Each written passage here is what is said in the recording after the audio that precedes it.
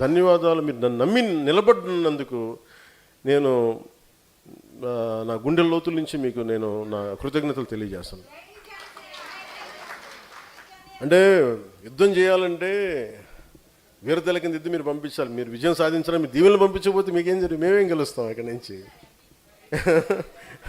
అంటే మీ దీవెనలు, అందుకనే నేను మిమ్మల్ని బలమైన వ్యక్తిత్వం ఉన్న వ్యక్తులుగా తీర్చిదిద్దాం అనుకున్నాను.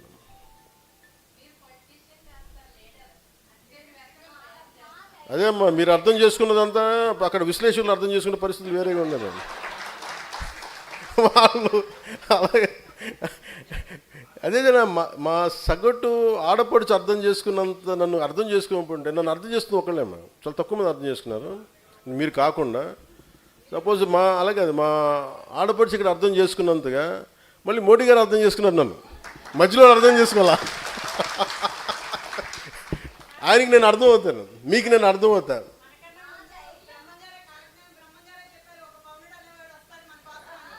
ఏమో అంటే నాకు బ్రహ్మంగారి కాలజ్ఞానం ఏమైపోయిందంటమ్మా, బ్రహ్మంగారి కాలజ్ఞానం చాలా వింతగా ఉంటుంది. ఎవరు ఏ నాయకుడు వస్తే ముందుగా అక్కడ స్థానికంగా ఒక పాత పేపర్లో కొంచెం కాఫీ వేసేసి పాత తెలుగులో రాసేస్తారంట. పాపం బ్రహ్మంగారు రాసేలేదు. అలాగే నాకు మీరు చెప్తుంటే నాకు అది గుర్తు వచ్చింది ఒకప్పుడు, అంతకుముందు. అందుకని నాకు ఏదనంటే కాలజ్ఞానంలో ఉందా లేదా నాకు తెలియదు, కానీ ఓకే ఓకే సంతోషం. ఓకే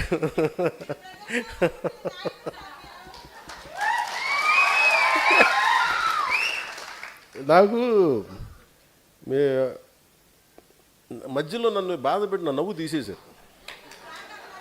అంటే ఎందుకంటే నా నవ్వు ఎందుకు తీశారంటే 2 సంవత్సరాలు నా నవ్వు పోయింది. మీరు చూస్తే తక్కువ నవ్వాను. ఒక నిమిషం థ్యాంక్ యూ అమ్మా, థ్యాంక్ యూ.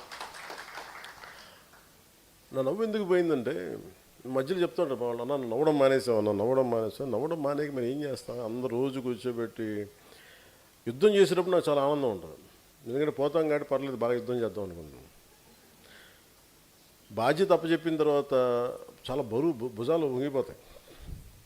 ఆ దాంట్లో పడిన తర్వాత నాకు అనిపించింది, ఒక 12 సంవత్సరాలు నలిగిన తర్వాత ఇంకా నన్ను తిడతా ఉంటే ఇంక విసుగొచ్చింది. ఇంకెవ్వరికి ఎవరు తప్పులు కనిపించో నా ఒకటి తప్పు అంటే నన్ను ప్రతిదీ నేను మామూలుగా నడిచినా కానీ వాళ్ళకి తప్పే. నేను తెల్ల చొక్కా వేసుకున్నా వెటిగారం చేస్తాను. అంటే నేను ఏది చేయండి, నేను జుట్టు పొట్టిగా చేసుకుంటే సమస్య, జుట్టు పెంచుకుంటే సమస్య, గడ్డం పెంచుకుంటే సమస్య, గడ్డం తీసేసే సమస్య.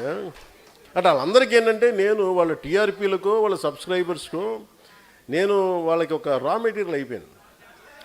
నేను అనిపించింది ఏంటంటే ఒక 12 సంవత్సరాలు నలిగిన తర్వాత ఇట్స్ ఎనఫ్ ఆఫ్ ఇట్ అనిపించింది. చాలా అనిపించింది. ఇంకా మనం కూర్చోబెట్టి బలంగా మాట్లాడాలి.